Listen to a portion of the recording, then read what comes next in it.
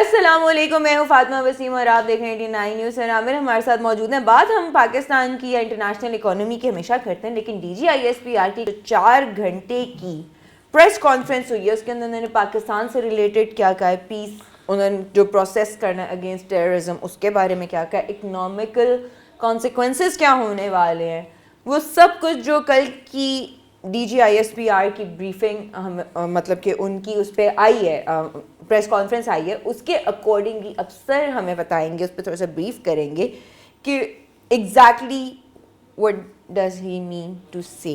तो सर आमिर कैसे हैं आप? जी बहुत शुक्रिया Fatima, all well, thank you. अच्छा सर, बात आप हमेशा इकोनॉमी पे करते हैं, इंटरनेशनल इकोनॉमी हो गई, उसके अलावा हम लोग टैक्सेस पे बात करते हैं, वेनेजुएला में क्या हो रहा है, लिबिया में क्या हो रहा है, रशिया में क्या हो रहा है, हम इंटरनेशनली भी और नेशनल लेवल पे भी हम सारी बात करते हैं।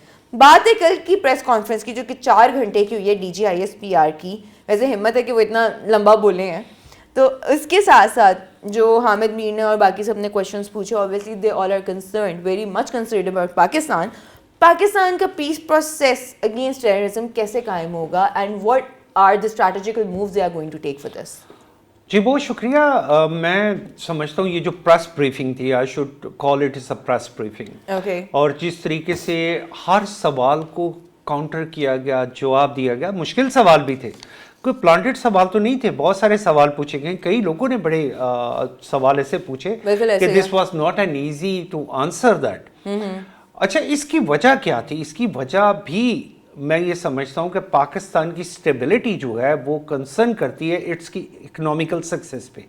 इकोनॉमिकल सक्सेस आपकी तभी हो सकती है जब ये जो ग्रुप्स हैं, ये जो इन्फिल्ट्रेटर हैं और जो जनरल साहब हैं DGISPR, उन्होंने बहुत सारे एरियाज को डिफाइन किया, उन्होंने उन ऑर्गेनाइजेशंस का नाम लेके, बल्कि उन ग्रुप्स को, बल्कि ये भी बताया कि ये कुछ ग्रुप्स ऐसे हैं कि जो आपस में भी लड़ते हैं और पाकिस्तान को एज अ कॉमन एनिमी।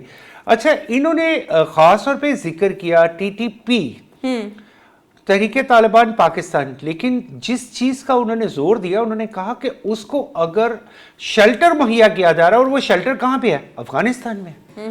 और ये तो सबको पता है। और जिस तरीके से ये कहा जा रहा है कि जी अफगानिस्तान जो है वो पाकिस्तान पे, खुदा ने खास्ता, they dare to attack on Pakistan, so the way our DGISPR general साहब, he responded, he said okay you can try, but even जो ऑपरेशन सिंदूर 2, वो कहते हैं जी ऑपरेशन सिंदूर खत्म नहीं हुआ, ऑपरेशन सिंदूर नहीं कहना चाहिए उनको, तंदूर ही कहना चाहिए, बिल्कुल तंदूर कहना तो जो चाहिए। उनका ऑपरेशन तंदूर है वो तो उसने, मोदी ने एक अपनी तकरीर में क्या कहा नहीं कि जनरल साहब का कर्ज है मेरे पे, मेरे सीने पे मूंग तला है, इन्होंने ये किया है। इसका मतलब है क्या हुआ है? उन्हें ठीक ठाक फेंटी पड़ी थी।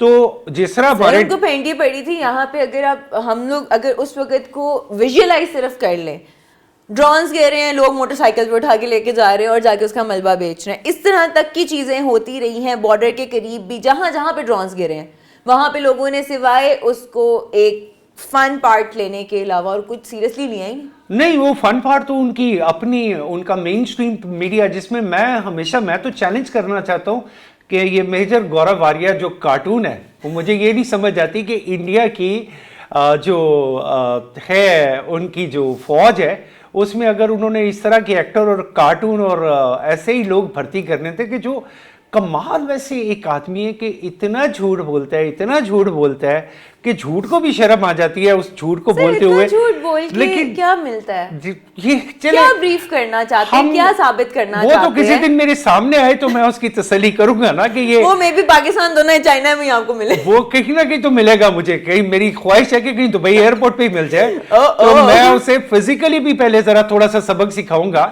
कि तू मतलब खाली जुबान से नहीं, उसे ये बताएंगे कि पाकिस्तानियों में हिम्मत भी है, हौसला भी है और जिगर भी है। तो इसमें देखिए DGISPR ने जैसे कहा कि we are ready to face both side. जैसे जो अल्फाज उन्होंने इस्तेमाल किए, उन्होंने तो बड़ा क्लियरली ये कहा, उन्होंने कहा चले अगर आप ट्राई करना चाहते हैं तो फिर एक पंजाबी का फ्रेज आगे उन्होंने बढ़ाया जो उन्हीं के मुंह से अच्छा लगता है। तो मैं समझता हूं उन्होंने जो बात कही है, और आज भी अगर इंडिया को समझ नहीं आती, we are a peaceful country, we want to live in a peace, लेकिन इंडिया जिसने आपके वजूद को तस्लीम नहीं कर रहा, उनकी RSS आज भी ऐसे ऐसे नक्शे बना के लगा देती है। तो जब आरएसएस ये नक्शे लगाती है ना, तो उन्हें एक बात याद रखनी चाहिए कि हिंदुस्तान पे हुकूमत हमेशा उसने की है जिसने इसके वेस्टर्न पार्ट पे हुकूमत किया, और वो वेस्टर्न पार्ट पाकिस्तान है। तो कभी भी कोई ऐसे रिजीम नहीं है कि जो उस उधर से उठ के आई और उन्होंने आके यहाँ पे कब्जा कर लिया, ऐसा कभी नहीं हुआ था। तो ये तो हमेशा पाकिस्तान, यानी कि ये हमारी साइड है। तो ये ना हो कि एक दिन ये दिल्ली के किले पे भी हमारा ही कब्जा हो, मेरी वैसे ये जाती तौर पे ख्वाहिश भी है। अच्छा, ताजमहल पे भी होना चाहिए फिर तो। जी बिल्कुल होना चाहिए, ताजमहल पे भी होना पाकिस्तान। बट फिर द थिंग इज ना कि पार्टीशन से पहले भी इन लोगों ने, एक ब्रिटिश हमारा रूल होता था, उसमें भी इन लोगों के दरमियान में बहुत सारे कॉन्फ्लिक्ट्स रहे। उसके बाद जब हमारी पार्टीशन होगी उसमें भी इन्होंने कॉन्फ्लिक्ट पैदा किया, अभी भी दुश्मनी है, ये है वो है फलाना, पता नहीं क्या क्या। लेकिन द थिंग इज कि 75 इयर्स हो गए, ऑलमोस्ट 76 इयर्स, 78 इयर्स ऑलमोस्ट हमारी इंडिपेंडेंस को। लेकिन उसके बाद भी अगर पाकिस्तान हाथ बढ़ाता भी इंडिया की तरफ दोस्ती का, तो मेरे ख्याल में पाकिस्तान बेवकूफ़ है, इंडिया को अकल नहीं आनी। देखिए मैं तो मेरे दिल से पूछे तो मैं तो ये चाहता हूं कि आप अभी उन्हें थोड़ा सा साइडलाइन रहने दें, थोड़ी देर उन्हें एंजॉय करने दें। जब उन्हें ये समझ आएगी कि Pakistan is a country that, Sikh उनके साथ नहीं है, देखिए उनके वहां पे तो 36 डिफरेंट मूवमेंट्स हैं, 36 डिफरेंट मूवमेंट्स चल रही हैं इंडिपेंडेंस की।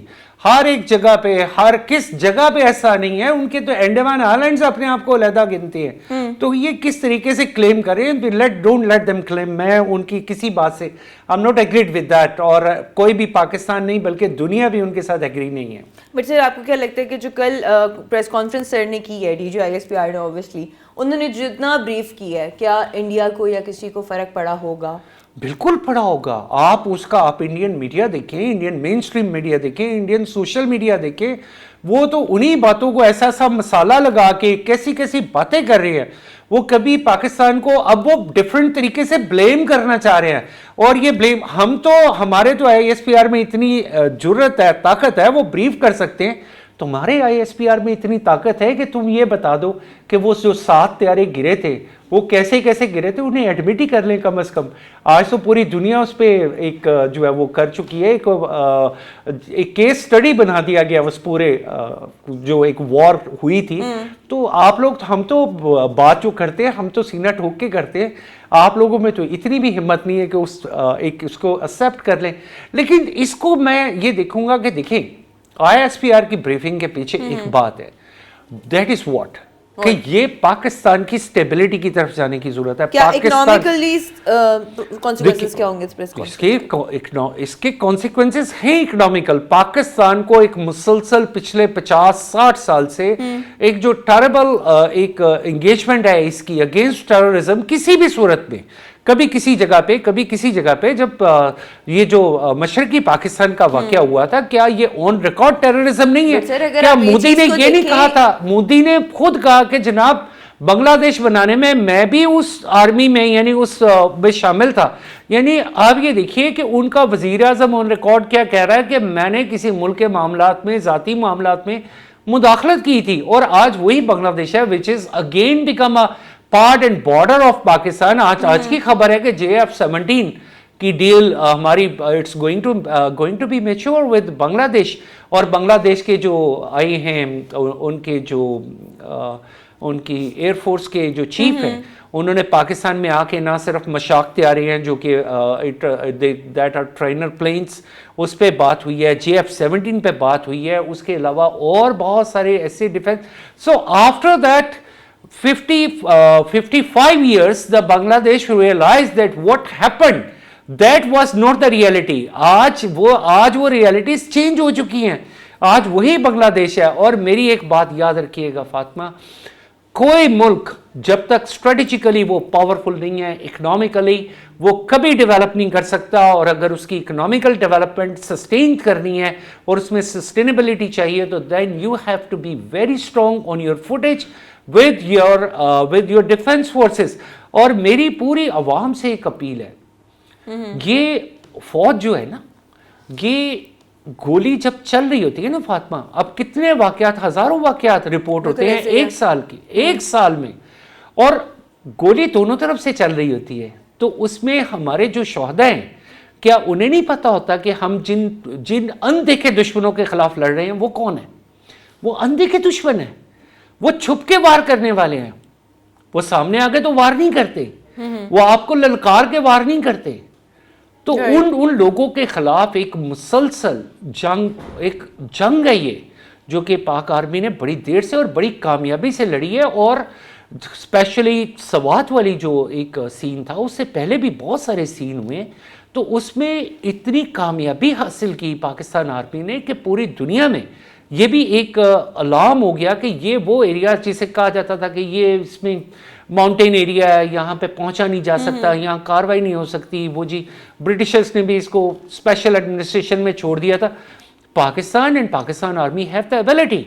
और वो जवान, कभी ये सोचा है कि वो जवान भी किसी के बेटे हैं, किसी के खामद हैं, किसी के बाप हैं? जाहिर सी बात है। उन सबको क्या हमें उन जवानों को, देखिए मैं किसी एक जमात को पॉलिटिकली असॉल्ट नहीं करता, लेकिन क्या इनके दिमाग में इतनी भी बात नहीं आती कि वो लोग जो अपनी जान पे खेल के इस मुल्क को बचा रहे हैं, कम से कम उनको डीवैल्यू ना करें, उनके साथ इतना बुरा सलूक ना करें।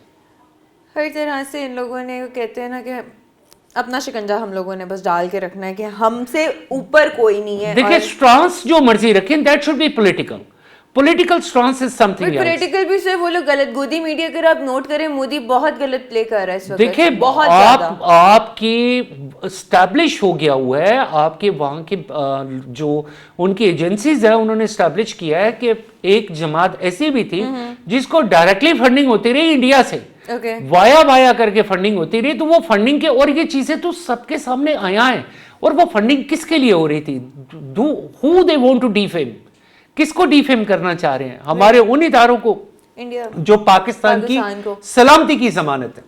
चलें ठीक है sir, thank you so much. और इसी के साथ मुझे और सर को दोनों को इजाजत दीजिए। इंशाल्लाह जल्द हाजिर होंगे एक नए प्रोग्राम, एक नए टॉपिक के साथ। तब तक के लिए अल्लाह हाफिज।